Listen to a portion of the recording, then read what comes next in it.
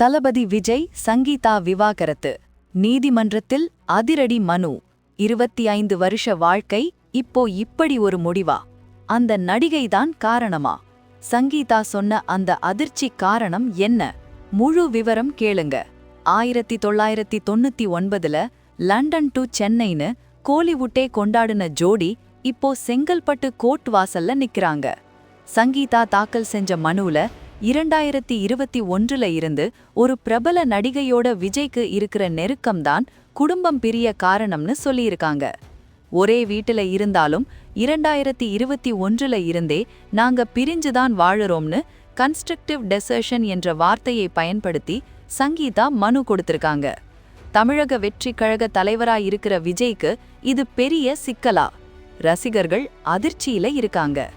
நீலாங்கரை வீட்டுல தங்குறதுக்கு அனுமதி, நிரந்தர ஜீவனாம்சம்னு சங்கீதா பல கோரிக்கைகளை வச்சிருக்காங்க.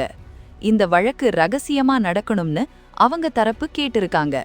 2021ல அந்த நடிகை போட்ட சோஷியல் மீடியா போஸ்ட் தான் குடும்பத்துல தீயை மூட்டி இருக்குன்னு சொல்லப்படுது. இந்த விவகாரத்துல நீங்க யாருக்கு சப்போர்ட்? சங்கீதாவா இல்ல விஜயா? மறக்காம கமெண்ட்ல உங்க கருத்தை சொல்லுங்க. லைக் பண்ணிட்டு ஷேர் பண்ணுங்க. அதனால தான் கேக்குறேன், விஜய் சங்கீதா விவாகரத்து உண்மையா?